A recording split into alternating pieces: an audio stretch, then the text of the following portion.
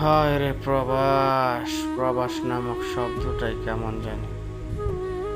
যারা এখনো প্রবাসে আসেন নাই হয়তো ভাবতেছেন প্রবাসে শুধু টাকা আর টাকা।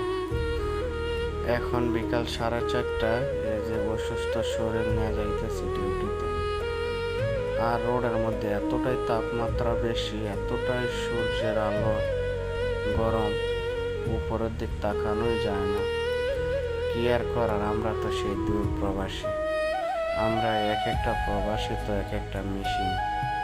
আমাদের মেশিন যে এতদিন চলবে, এতদিন হয়তো পরিবার পরিজনদের মুখে হাসি ফুটবে।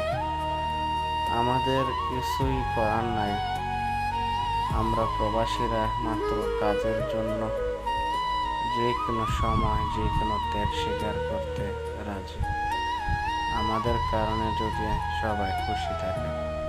এটা হচ্ছে একটা সৌদির দোকান, এখানে সবাই গেমস খেলার জন্য আসে। আর এটা এতটাই সুন্দর, বাচ্চারা সব সময় এখানে গেমস খেলে, মাশাআল্লাহ।